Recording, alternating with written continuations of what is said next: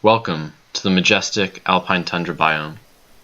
Located mostly above treeline in mountain ranges around the world, the Alpine Tundra biome is home to numerous plants and animals. The landscape of this biome is characterized by treacherous mountain peaks and low-growing foliage. This Alpine Tundra receives on average 11.8 inches of rainfall per year, or 30 centimeters. This is a very light amount, and most of this falls as snow. Therefore, this biome can be considered fairly dry compared to others. The average annual temperature for the Alpine Tundra ranges from 24.8 Fahrenheit to negative 32 degrees Fahrenheit, or 0 degrees Celsius to negative 4 degrees Celsius. This is a low average temperature when compared to other biomes, and is mostly due to the high altitude this biome exists at. In the summertime, the temperatures can range from 40 to 60 degrees Celsius. A comparable biome to this one would be, temperature-wise, would be the Arctic.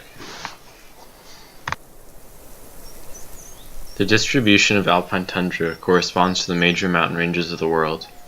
These include the Rockies, the Himalayas, the Andes, the Alps, and the Ural Mountains. Therefore, the Alpine Tundra mainly exists between 30 and 60 degrees north and south latitudes. The altitudes that these areas offer are vital to sustaining the cold climate in the Alpine Tundra. A key factor in this biome is that of permafrost. Permafrost is essentially ground that is below freezing and remains so for an extended period. Due to this state, plant growth is stunted and there is lack of true soil. The soil in the Alpine Tundra is therefore nutrient poor and oftentimes unable to support life. The little plant life that does grow is small and the roots are shallow. The abiotic limiting factors of the Alpine Tundra include temperature, precipitation, altitude, wind, and permafrost.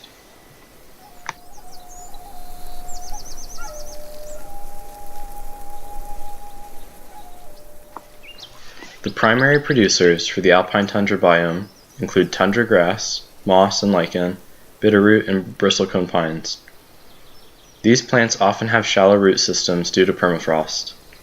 In addition, plants grow close together and low to the ground, which helps them resist the harsh conditions of the tundra.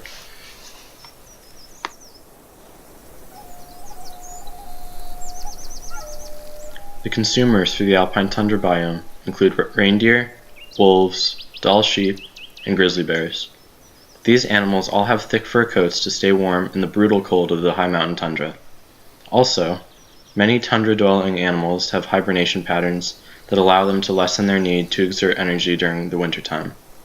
The grizzly bear is a prime example of this.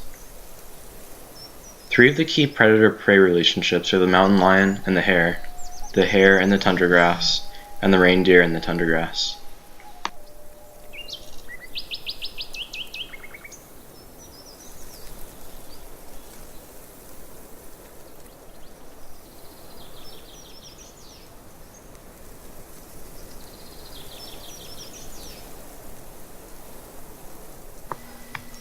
A key endangered species in the Alpine Tundra is the mountain lion.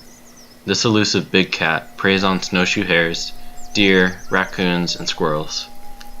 It weighs roughly 170 pounds and can leap distances of over 40 feet. The mountain lion plays a vital role as an apex predator in this biome, and as a result, it takes a great deal of energy to sustain it.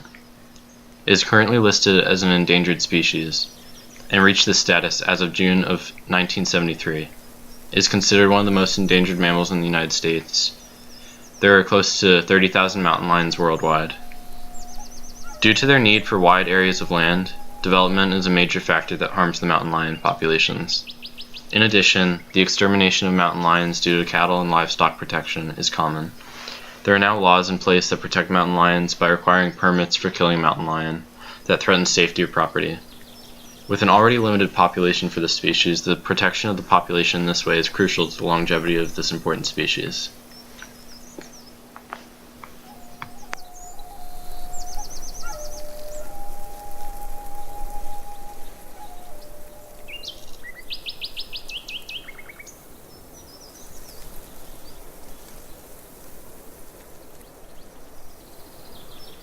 The Besides the impacts humans have on endangered species, impacts on the biome as a whole from human activities can be seen.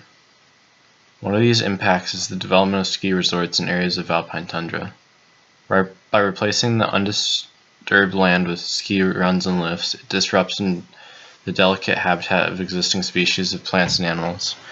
Due to increasing demands, many resorts end up expanding, further displacing these organisms.